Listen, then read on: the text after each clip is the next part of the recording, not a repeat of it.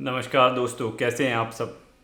दोस्तों, इस हफ्ते की एप्पल न्यूज़ कुछ खास है क्योंकि आज यानी कि 7 जून को एप्पल की वर्ल्ड वाइड डेवलपर कॉन्फ्रेंस शुरू हो रही है, जो कि 11 जून तक चलेगी। ये कॉन्फ्रेंस वैसे तो डेवलपर्स के लिए होती है और इसका मेन फोकस ऐप्स और सॉफ्टवेयर पर होता है, लेकिन इस साल एप्पल की वर्ल्ड वाइड डेवलपर कॉन्फ्रेंस में कुछ हार्डवेयर लॉन्चेस होने की भी उम्मीद है। तो इस हफ्ते एप्पल न्यूज़ में हम आपके लिए लेकर आए हैं WWDC में होने वाली कुछ बिग अनाउंसमेंट्स के बारे में। मेरा नाम है सिद्धार्थ और आप देख रहे हैं टेक्नो एडिक्ट्स इंडिया।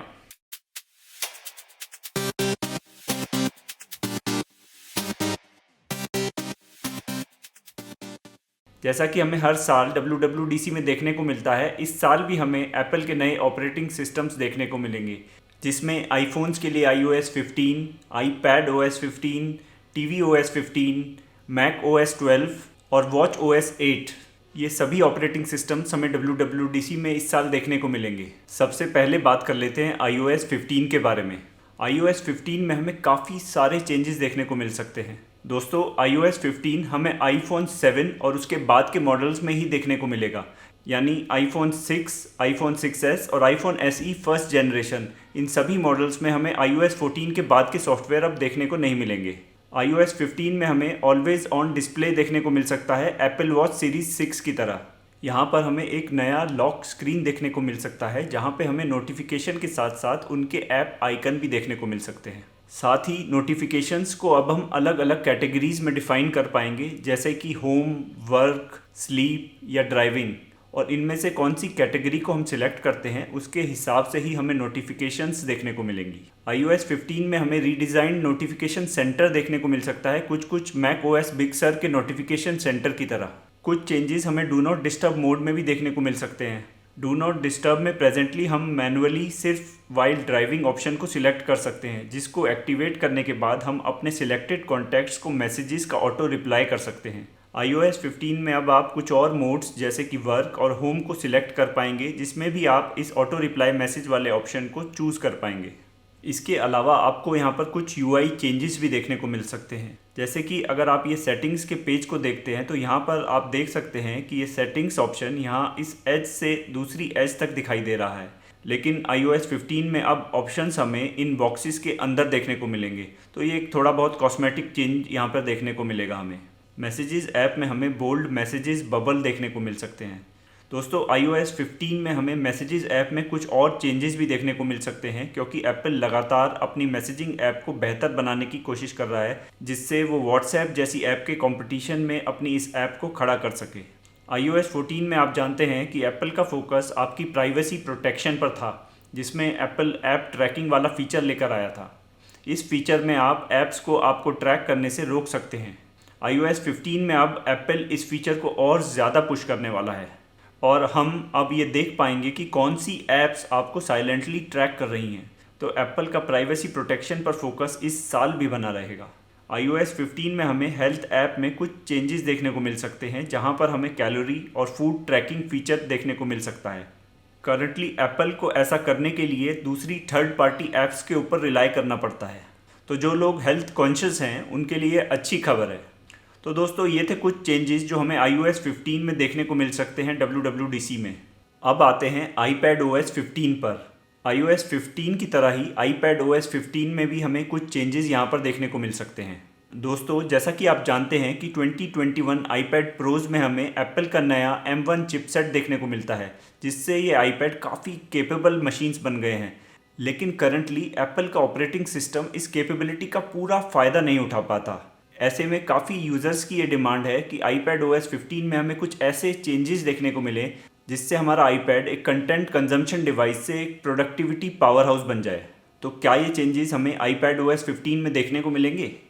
इसका जवाब हमें WWDC में मिल जाएगा। कुछ लीक्स के हिसाब से हमें iPad OS 15 में प्रो ऐप्स जैसे कि फाइनल कट प्रो और लॉजिक प्रो फाइनली iPad पर देखने को मिल सकती हैं। अगर ऐसा होता है तो iPad एक काफ़ी यूज़फुल डिवाइस बन जाएगा, जिसमें हम मैजिक कीबोर्ड और एप्पल पेंसिल के साथ साथ इसके टच इंटरफेस की मदद से इन प्रो लेवल ऐप्स का मच बेटर यूज़ कर पाएंगे। इसके अलावा iPad OS 15 में हमें कुछ होम स्क्रीन अपडेट्स देखने को मिल सकते हैं, जिसमें हम विजेट्स को अपने iPad पर किसी भी स्क्रीन पर मूव कर सकते हैं, अपने आईफोन की तरह। करंटली हम इन विजेट्स को अपने आईपैड के होम स्क्रीन पर साइड में ही प्लेस कर सकते हैं। दोस्तों, आप जानते ही होंगे कि नए आईपैड्स में आने वाला एक बड़ा फीचर था सेंटर स्टेज, जिसमें फेस टाइम कॉल्स में आपके आईपैड का फ्रंट कैमरा आपके फेस को ट्रैक करता है और आपकी मूवमेंट के हिसाब से मूव होता है। iOS 15 में ये फीचर दूसरी थर्ड पार्टी ऐप्स के लिए खोल दिया जाएगा, यानी कि अब आप जूम कॉल्स जैसी ऐप में भी इस फीचर का फ़ायदा उठा पाएंगे। वॉच OS 8 में भी हमें कुछ नए और इंटरेस्टिंग फीचर्स देखने को मिल सकते हैं। यहाँ पर आप अपने फिंगर्स के जेस्चर्स से अपने वॉच स्क्रीन को कंट्रोल कर सकते हैं। आपकी डिफरेंट फिंगर मूवमेंट्स आपके फ़ोन के स्क्रीन पर अलग अलग कंट्रोल को ट्रिगर कर सकेंगी।